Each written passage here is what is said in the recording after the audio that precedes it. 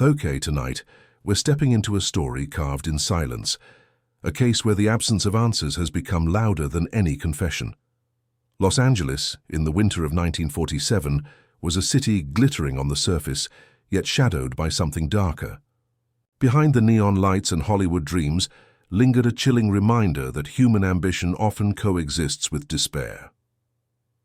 Welcome to Criminal Mindcast, the podcast where we tell true crime stories not just with facts, but with silence, with the haunting weight of what was never said. We do not chase sensationalism.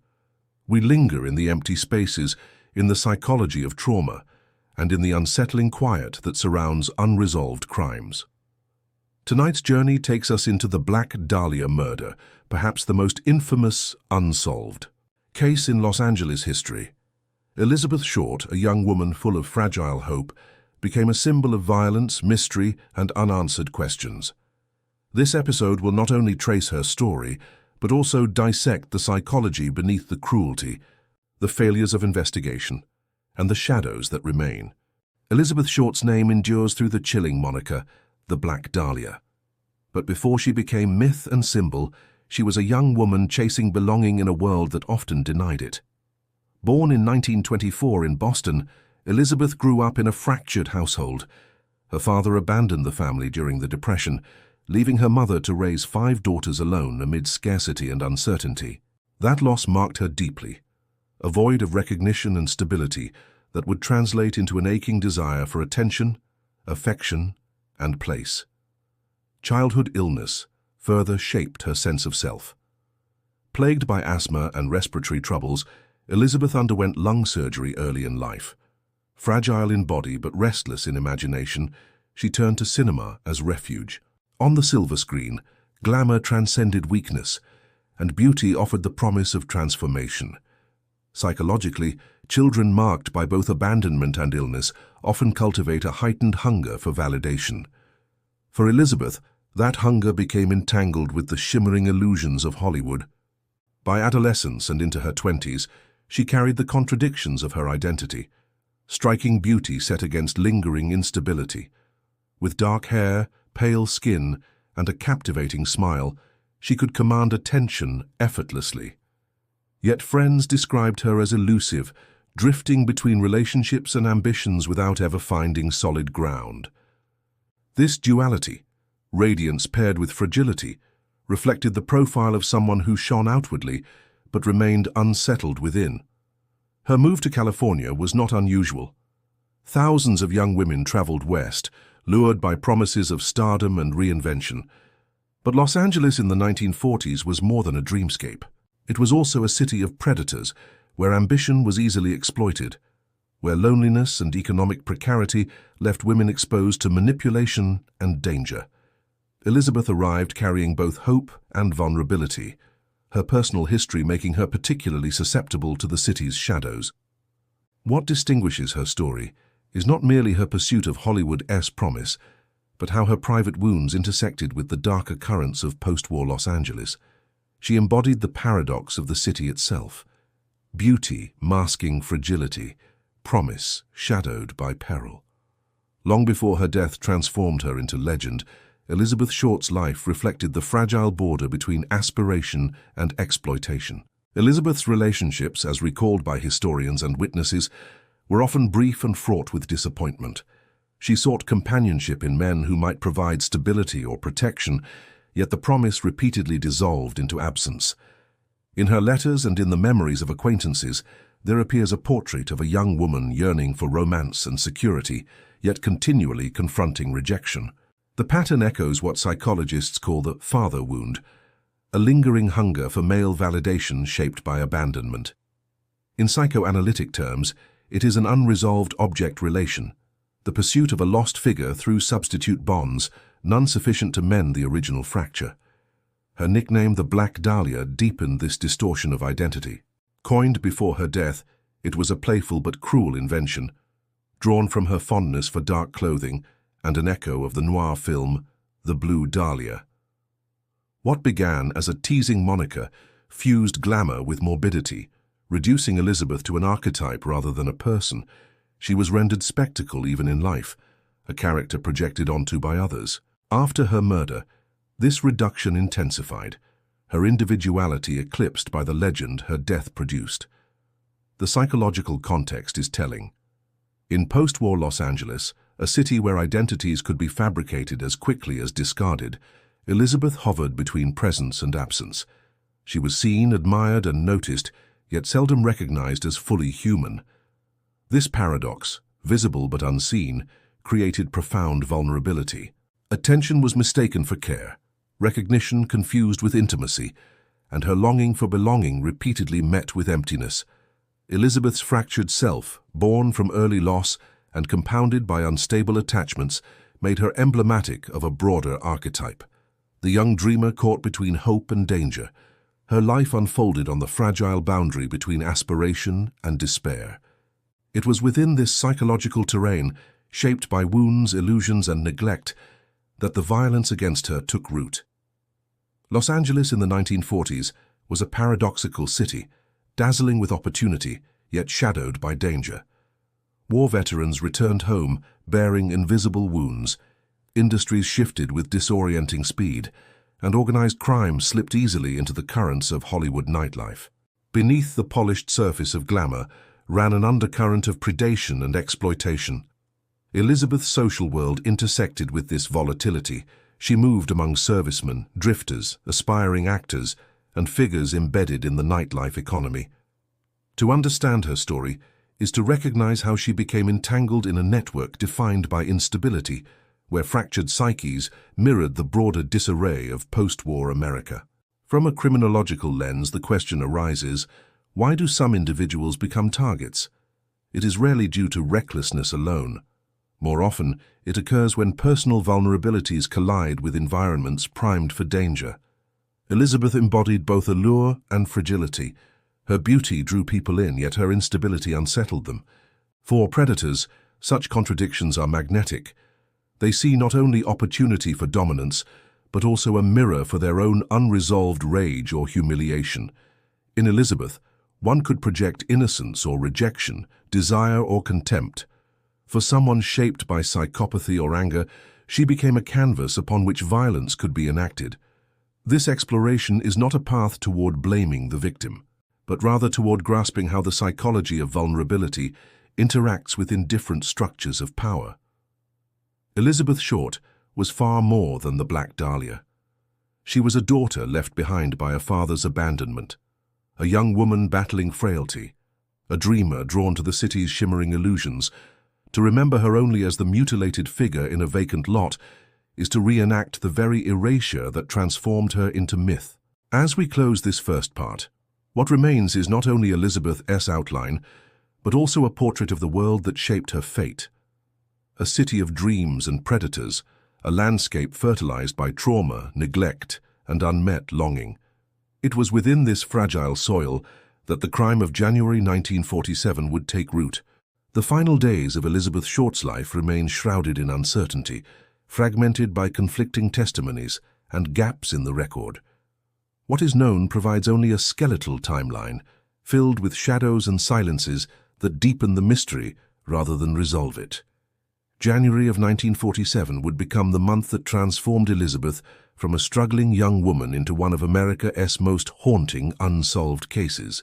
Elizabeth Short was last clearly seen on the evening of January 9, 1947. Witnesses placed her at the Biltmore Hotel in downtown Los Angeles. She had been dropped off there by an acquaintance after returning from San Diego, where she had visited a casual companion. Inside the Biltmore, she was reportedly waiting for someone, though exactly who remains a mystery. Hotel staff recalled her sitting quietly in the lobby, dressed in black, blending into the anonymous rhythm of the city. That image would become her final confirmed sighting alive. What transpired between January 9th and the discovery of her body on January 15th has never been resolved. Some claim to see her wandering the streets, dining in restaurants, or in the company of dubious men. Yet none of these accounts were ever verified. Those 6 missing days became a void, filled with speculation and myth. Was she lured into a relationship that turned lethal? Did she fall into the hands of someone she trusted, who concealed darker intentions? Or was she already under the control of her killer, hidden in plain sight while Los Angeles looked the other way. On the morning of January 15th, a housewife named Betty Berzinger was walking with her daughter along a quiet Limert Park street when she spotted what she thought was a mannequin discarded in a vacant lot. The figure was pale, posed deliberately, and neatly severed at the waist. Only upon drawing closer did she realize it was human, Elizabeth Short. The mutilation was meticulous. The torso had been cleanly bisected, suggesting surgical skill. The body had been drained of blood, leaving the skin unnaturally white. Most grotesque of all, her mouth had been slashed ear to ear into a Glasgow smile.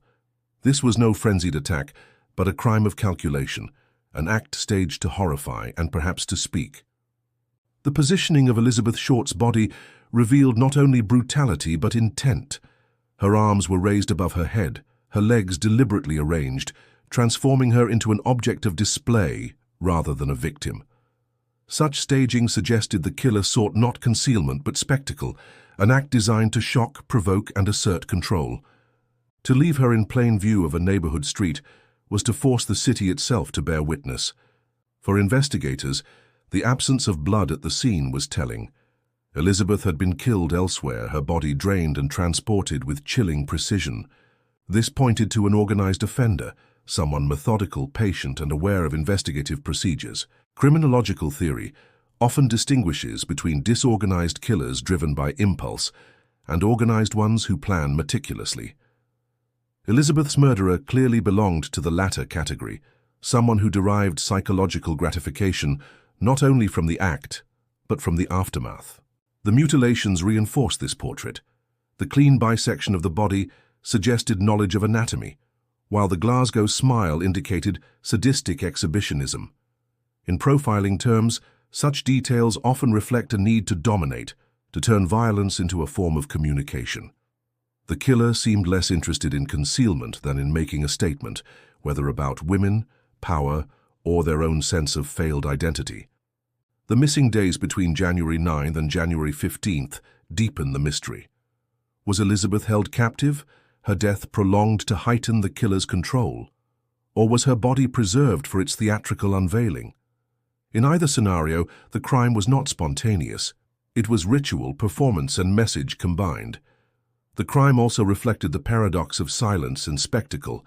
Elizabeth's life had been lived in relative obscurity, yet in death she was thrust into the public eye. The killer ensured this by placing her body in a suburban lot where it would be found by ordinary citizens. This decision transformed the murder into a communal trauma, one that would ripple outward through the media, law enforcement, and the public consciousness. The vacant lot became a crime scene overwhelmed by police, journalists, and curiosity seekers. Reporters rushed in, photographing the body before it was removed, spreading the image across newspapers that sensationalized the murder. In this sense, the killer achieved a kind of immortality. The act was not only about destroying a life, but also about manipulating a narrative, controlling how the world would see both the victim and the violence inflicted upon her. The unresolved gaps in the timeline, particularly the missing days, remain one of the most haunting aspects of the case. These silences invite projection, and each generation of investigators and theorists has filled them with their own explanations. Some have argued that Elizabeth was held captive, tortured over several days. Others propose that she was killed quickly, with the mutilation carried out afterward. The absence of definitive evidence leaves these possibilities suspended, each carrying its own disturbing implications. From a psychological perspective, the missing time serves as a metaphor for the unknown within human behavior. Just as investigators struggle to reconstruct Elizabeth's final days, so too do we struggle to reconstruct the motives of those who commit acts of calculated cruelty. The spaces between what we know become mirrors of the darkness within the human psyche, places where meaning is obscured, where silence itself becomes oppressive. The crime details, when laid bare, resist simple interpretation. They reveal a mind capable of precision and cruelty, a person who sought not only to kill, but to communicate through destruction. The body became a message, and the city became the audience. For Elizabeth Short, the hope of recognition in life became a grim certainty in death. For Los Angeles, The crime was not only an isolated act of violence, but a symbol of the city's shadow, where ambition, exploitation, and cruelty intertwined in a single act that has resisted resolution for decades. The discovery of Elizabeth Short's body on January 15, 1947, ignited one of the most extensive homicide investigations in Los Angeles history. From the first moments, however, the case was plagued by contradictions, procedural errors, and an overwhelming surge of public curiosity that transformed the crime into spectacle. What began as a brutal assault on one young woman soon became a test of the city's entire justice system, strained beneath the blinding scrutiny of media and rumor. When police reached the vacant lot in Leimert Park, they found that the crime scene was already overrun. Dozens of curious onlookers and photographers had gathered, staring at the bisected body displayed on the grass. Before investigators could fully cordon off the area, cameras clicked and feet trampled potential evidence. Tire tracks, footprints, and subtle impressions that might have led to the killer were erased within hours. The body itself, though subjected to careful forensic analysis, offered few conclusive traces. The surgical precision of the mutilation left detectives divided. Was this the work of a medical professional, a butcher, or merely someone with macabre familiarity with anatomy? The Los Angeles Police Department mobilized unprecedented resources. Hundreds of officers canvassed neighborhoods, interrogated suspects, and pursued thousands of leads. Yet the limitations of 1940s forensic science left them handicapped. DNA analysis was decades away. Fingerprinting yielded nothing without clear impressions. The killer seemed to anticipate this, crafting a crime scene that revealed horror but concealed identity. Almost overnight, the press transformed Elizabeth Short from a young woman into a myth. Reporters fastened onto a nickname, the Black Dahlia, inspired by her dark attire and echoing the popular film The Blue Dahlia. The moniker cast her as a noir archetype, both tragic victim and enduring enigma. Newspapers splashed lurid headlines across front pages, lingering on the grotesque details of her wounds. Fact blurred into sensational fiction, and the case began its drift into legend. In the days following the discovery, letters began flooding police stations and newspaper offices, many from individuals claiming responsibility. The most chilling arrived at the Los Angeles Examiner, a package containing Elizabeth Short's personal belongings, her birth certificate, photographs, even her address book. Each item had been scrubbed with gasoline to erase fingerprints. Accompanying them was a note pieced together from newspaper clippings, signed ominously as the Black Dahlia Avenger. This wasn't just communication, it was theater. The killer sought not only to control Elizabeth's body, but also to seize ownership of her story. Detectives responded with one of the largest manhunts in Los Angeles history. More than 150 men came under suspicion: doctors, servicemen, drifters, petty criminals. Yet leads collapsed under scrutiny. Alibis proved airtight, witnesses contradicted each other, and tangible evidence remained absent. Instead of clarity, the swelling suspect list exposed desperation, mirroring the crime's baffling ambiguity. Public reaction fractured. To some, Elizabeth was a young woman cruelly victimized by a sadist. To others, fueled by sensational headlines, she was cast as reckless, her independence reframed as a dangerous flaw. This victim-blaming echoed broader tensions in post-war America, where female autonomy often collided with conservative ideals of morality and respectability. For the LAPD, the investigation became as much about managing perception as uncovering truth. Regular press conferences offered carefully chosen fragments of evidence meant to project progress. Yet reporters routinely sidestepped official accounts, printing rumors, dubious testimonies, and speculative theories. The result was a feedback loop. Public obsession drove investigators toward high-profile but fruitless leads, while investigative stumbles only fueled further sensational headlines. Ultimately, the Black Dahlia case exposed a grim paradox. The killer had staged a spectacle in flesh, and the press amplified that performance into every home. Police procedure, constrained by evidence, seemed powerless against a crime engineered for an audience. Each failure to deliver an arrest, deepened frustration, leaving the public convinced that justice itself was slipping through the city's hands. Psychologically, the killer's interaction with the media suggested deep narcissism and sadistic exhibitionism. By mailing Elizabeth Short's belongings, the murderer demonstrated an unsettling familiarity with her private life, as if asserting ownership over her very identity. The items had been cleansed with gasoline, signaling forensic awareness and an intent to erase physical traces. Yet the taunting letters, crafted in ransom note style, revealed something more chilling, a hunger to manipulate emotions, to orchestrate fear and spectacle. This was not simply an act of violence, it was a theater of cruelty in which the police and the public were unwilling cast members. As the investigation dragged on, theories multiplied.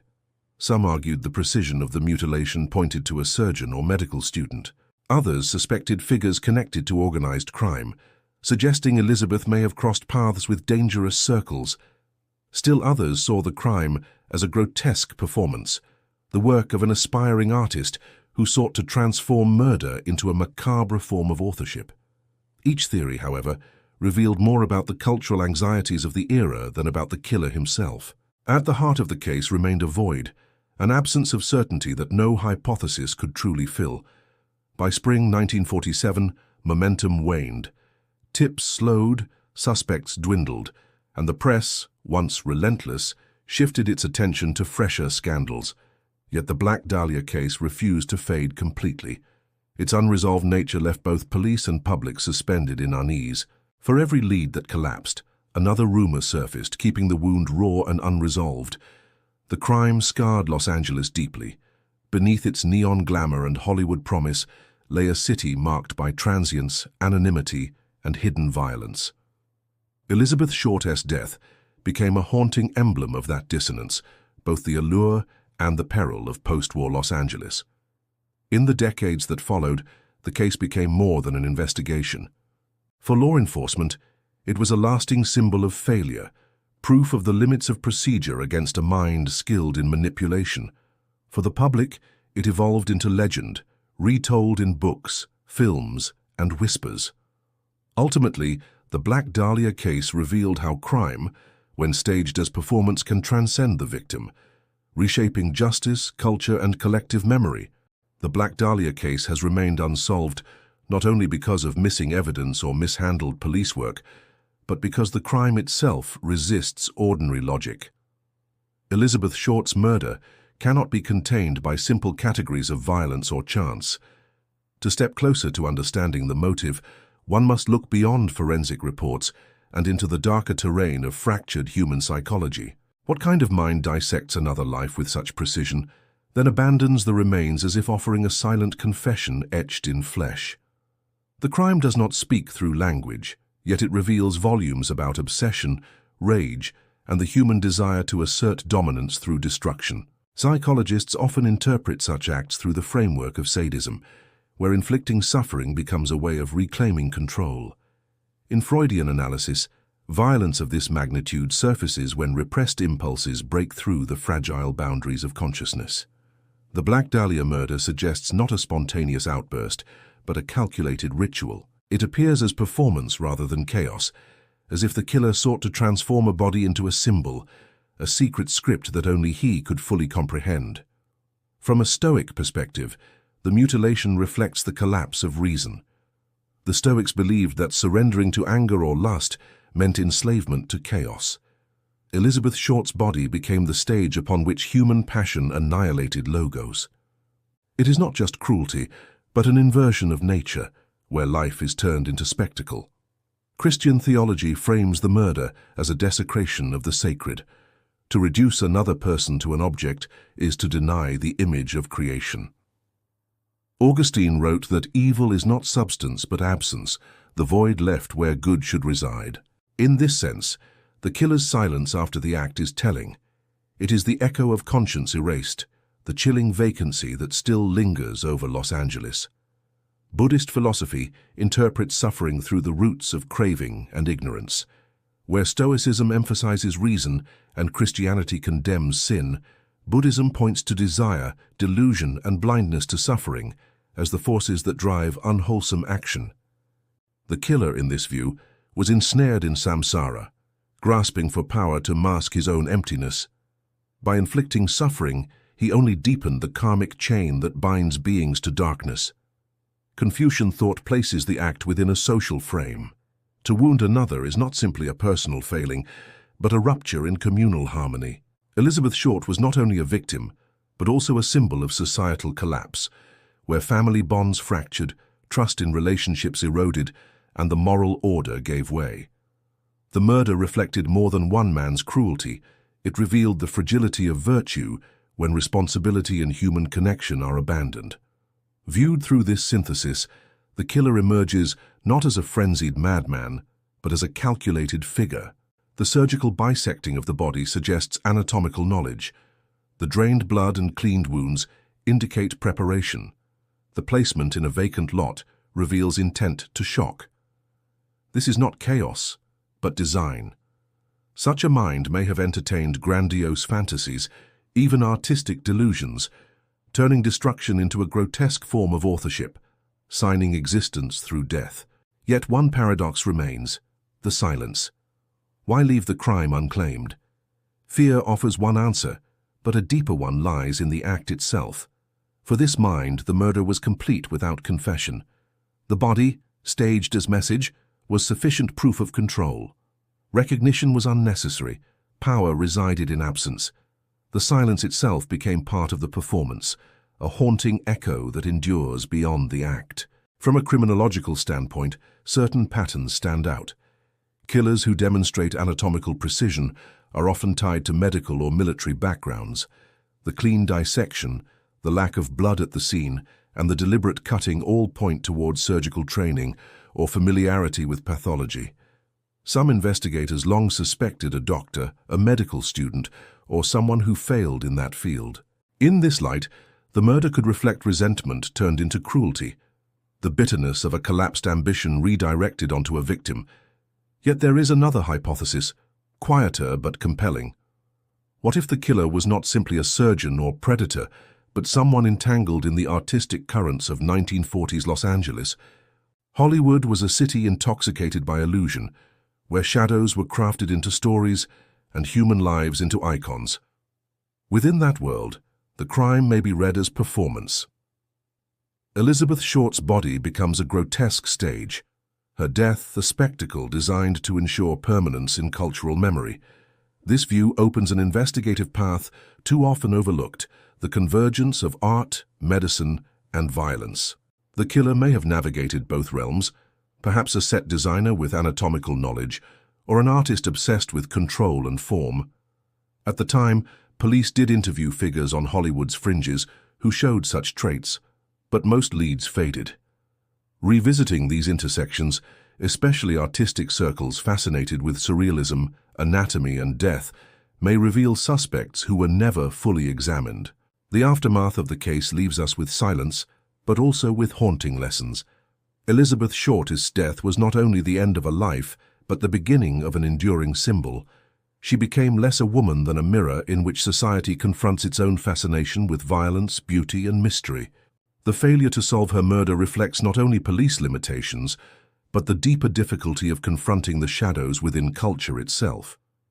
The killer remains unnamed, but the darkness he revealed is shared. In the end, the Black Dahlia case challenges us to ask, what kind of society produces such crimes? Was the killer a lone aberration, or was he an inevitable product of a city built on illusion, ambition, and silence?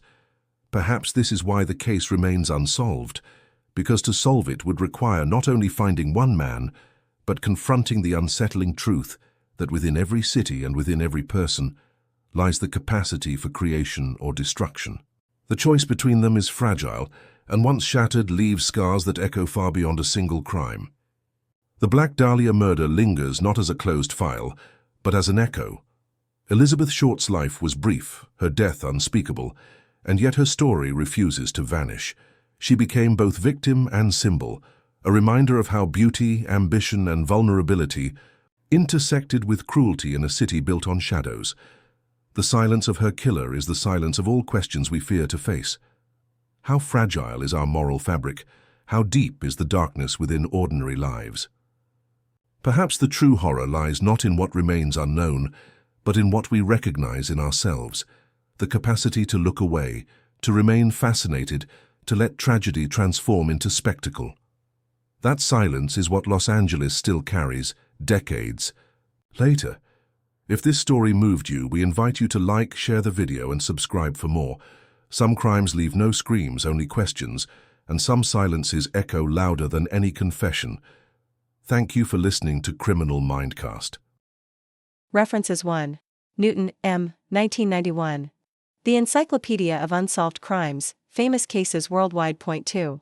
Montaldo, S., 2019. Black Dahlia Murder, Los Angeles Most Infamous Cold Case. Point 3. Layton, J., 2005. Cold Cases and Criminal Mysteries of Los Angeles History.